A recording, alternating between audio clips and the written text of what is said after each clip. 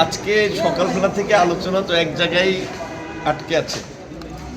বেশ কিছু রাজনৈতিক দল যারা এবং অধিকাংশ রাজনৈতিক দলই বিশেষ করে যারা পরিষ্কারভাবেই বলেছিল যে 2 মেয়াদের বেশি কেউ প্রধানমন্ত্রী থাকতে পারবে না কিংবা 2 বারের বেশি কেউ প্রধানমন্ত্রী থাকবে না।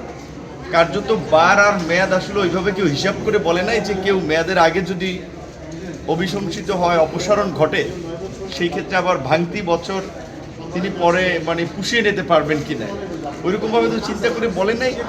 সেই দিক থেকে সবাই মোটামুটি ওইখানে একমত যে সেটা ভগ্নাংশ হোক আর পরিপূর্ণ হোক, 2টা মেয়াদের বেশি কেউ প্রধানমন্ত্রী থাকতে পারবে না। সেইখানে 2-3টি দলের ভিন্ন মতের কারণে পরে আলোচনা উঠেছে যে আমরা আসলে তাহলে মেয়াদ কিংবা বারের পরিবর্তে একটা নির্দিষ্ট টাইম পর্যন্ত, যে তার জীবদশায় এত বছর পর্যন্ত প্রধানমন্ত্রী থাকতে পারবে, এই জায়গায় পৌঁছতে পারি কিনা।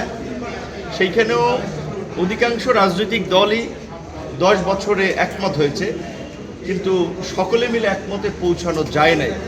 এরকম আরও বেশ কিছু বিষয় আপনারা দেখেছেন গত কয়েকদিনে, যেমন জাতীয় সাংবিধানিক পরিষদ যে এনসিসি, তারপরে আপনার দ্বিকক্ষ বিশিষ্ট পার্লামেন্টে এটা হবে কিনা, আবার উচ্চ কক্ষে সেটা সংখ্যানুপাতিক হবে কিনা, এরকমের কয়েকটি বিষয়ে রাষ্ট্রপতি নির্বাচন প্রক্রিয়া রয়েছে। সেইগুলো নিয়ে আবার 2 দিন গ্যাপ দিয়ে হয়তো আলোচনা হবে এবং এই লাঞ্চের বিরতির পরে সংবিধানের মূলনীতি সহ আর নির্বাচনের যে আসনের সীমানা নির্ধারণ, এই দুটো বিষয় নিয়ে আলোচনা হবে। কিন্তু মূল বিষয়গুলোতে গত 3 দিনের মতো আজকেও বলা চলে অমীমাংসিত। এটা আসলে দুঃখজনক। দেখেন, আমরা তো বলছি যে যেমন আমরা 2021 সালে যখন দলের ঘোষণা করি, তখন আমাদের একটা পজিশন ছিল যে বাংলাদেশে ভারসাম্যপূর্ণ সংসদের জন্য আনুপাতিক হারে নির্বাচন হবে এবং সংসদের উচ্চ কক্ষ এবং নিম্ন কক্ষ, 2টো কক্ষ থাকবে। সেই ক্ষেত্রে জাতীয় ঐক্যমতের স্বার্থেই কিন্তু আমরা আমাদের দলীয় পজিশন থেকে সরে এসেছি যে না, অন্তত আনুপাতিক হারে একটা কক্ষের আপনার প্রতিনিধিত্ব নিশ্চিত হোক। তো আমরা কিন্তু আমাদের দলীয় পজিশন থেকে সরে আসছি। এমনকি প্রধানমন্ত্রীর ক্ষেত্রেও বলেন যে আমাদের দলীয় পজিশন কিংবা অনেক দলই যে পজিশনটা যে 2 বারের বেশি কেউ প্রধানমন্ত্রী থাকতে পারবে না।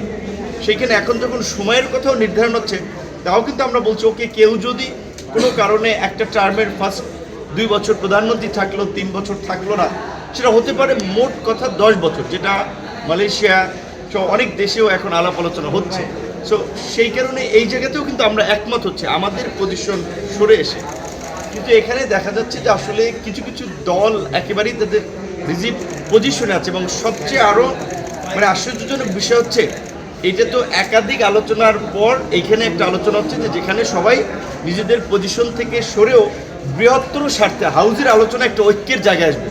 কিন্তু দেখা যাচ্ছে তারপরেও 2-3টি দল আসলে আবার তাদের পার্টির কনফার্মেশন নিতে হচ্ছে, পার্টিতে ক্লিয়ারেন্স নিতে হচ্ছে।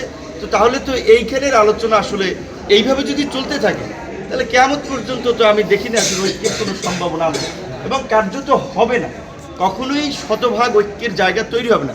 সেই জন্য কিন্তু আমরা বারবার বলেছি যে আপনি কতটুকু পর্যন্ত আলোচনায় একমত হলে আপনি সেটাকে ঐক্যমত বলবেন, কিংবা কতটি দল, কতটি সংগঠন, কতটুকু অন্যান্য অর্গানাইজেশনের মতামত থাকলে আপনি সেটাকে ঐক্য বলবেন, এইটার একটা মাপকাঠি বোধহয় ঐক্যমত কমিশনকে নির্ধারণ করা দরকার। এবং আমরা কিন্তু অনেক ক্ষেত্রে বলেছি যে আপনারা তো এখানে একটা রেফারির ভূমিকা আছেন, সুতরাং অন্যদের আলাপ আলোচনাগুলো শুনে আপনারা একটা সিদ্ধান্তে আপনাদেরকে পৌঁছাতে হবে। আদারওয়াইজ ওইভাবে আপনার শতভাগ মতামত নিয়ে ঐক্যমতে পৌঁছানো, এইটা অনেক বিষয়ে কিন্তু সম্ভব হবে না।